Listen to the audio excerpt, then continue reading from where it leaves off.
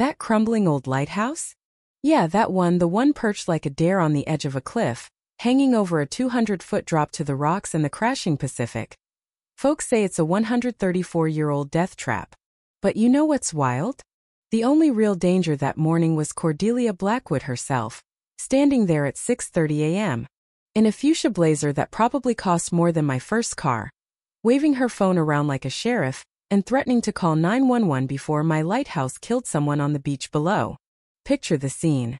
Wind howling, salt spray flying, and this woman looking at me like I was some squatter about to get evicted from my own life. Let me back up a sec. My name's Decker Whitman.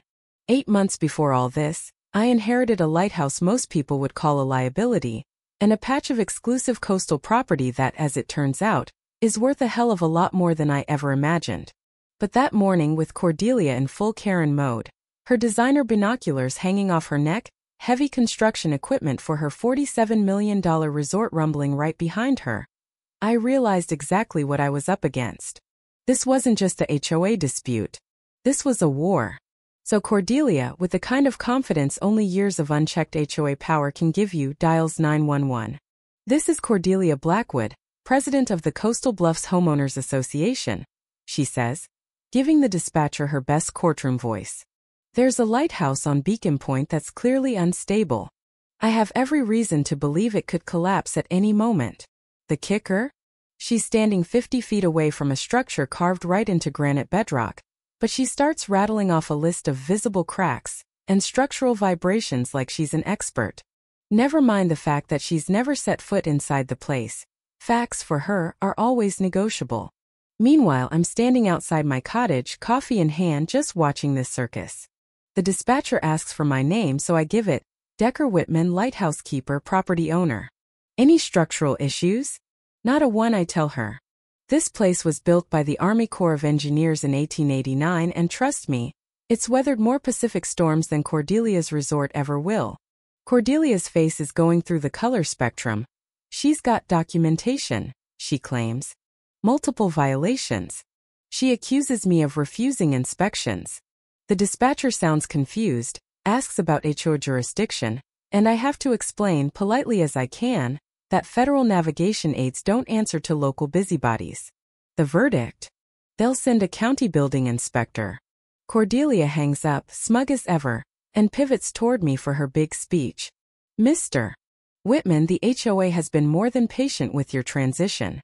Maritime safety is non-negotiable."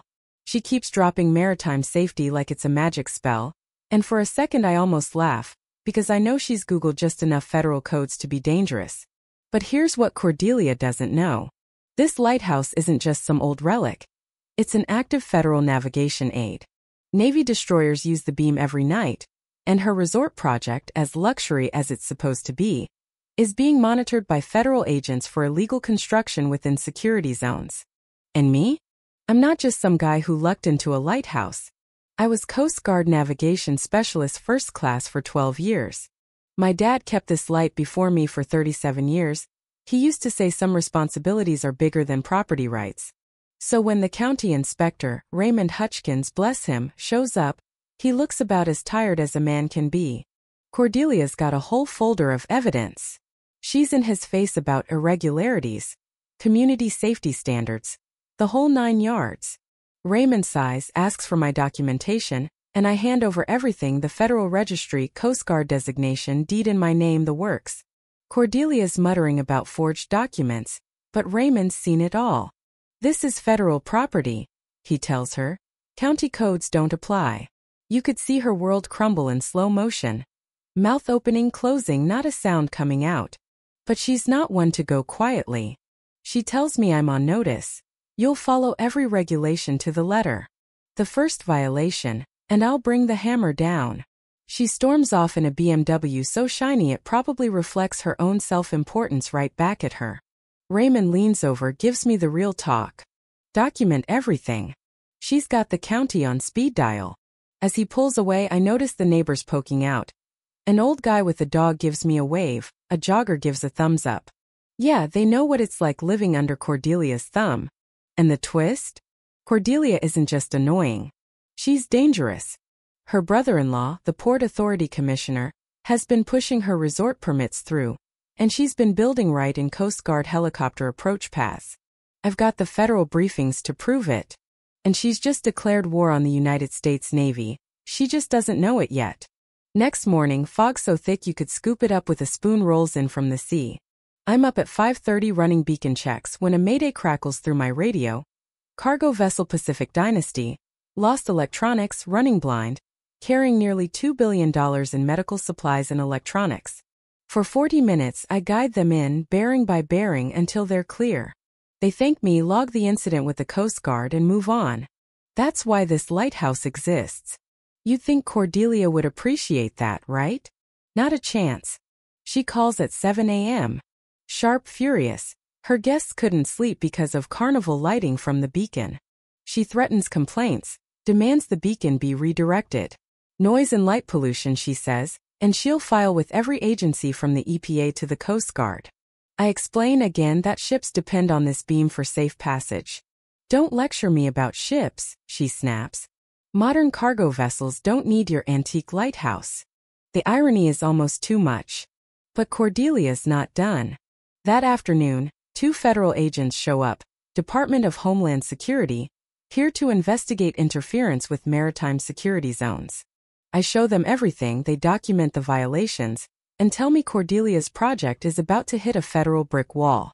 By dinner time, I've got neighbors inviting me over: Janet, Tom, Sarah, the Garretts, and David Murphy. Over roast chicken and cheap wine, I learn Cordelia's playbook. Endless legal threats, fabricated violations, code enforcement blitzes until resistance just isn't worth it. She destroyed us financially before we joined, Tom says.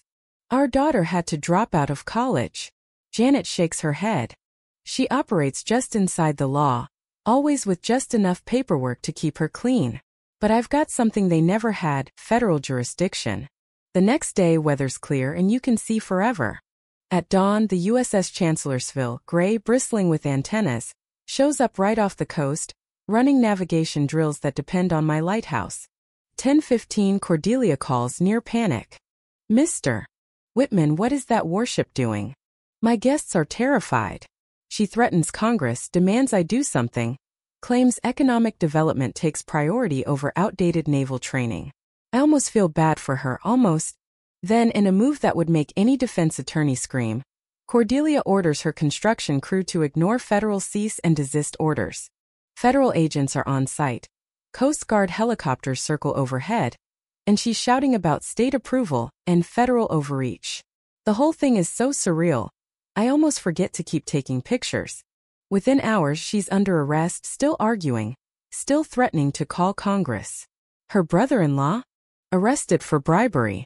Construction supervisors? Charged for defying federal orders. 17 people in cuffs by midnight. The media goes nuts. CNN Maritime runs the story on repeat. Federal prosecutors drop the hammer. Cordelia gets 18 years and $2 million in fines. Her project gets bulldozed and a new law gets passed, the Lighthouse Protection Act, designating all active lighthouse navigation aids as protected critical infrastructure. 6 months later, I'm standing in the lighthouse gallery at sunset. The beam sweeps the sea every 12 seconds, ships adjust their course, and the Coast Guard radio is always alive with check-ins and operational chatter. The lighthouse is now a National Historic Landmark, drawing more tourism than Cordelia's resort ever would. My neighbors? They finally get to live without the constant dread of another violation on their doorstep. Cordelia's learning about real authority, the kind you can't bribe or outmaneuver in federal prison. So here's where I'll toss the question back to you. If you inherited a lighthouse guiding billion-dollar ships every night, would you let a HOA bully shut it down for blocking someone's view? Or would you stand your ground and defend something bigger than yourself? Drop your thoughts below, because honestly, I think this fight was about more than just real estate.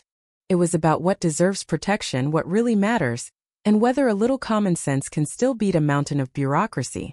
If you got something out of this story, hit that like button and share your own wild neighborhood saga, because I've got a feeling there's a little bit of Cordelia out there in every town, just waiting for her comeuppance.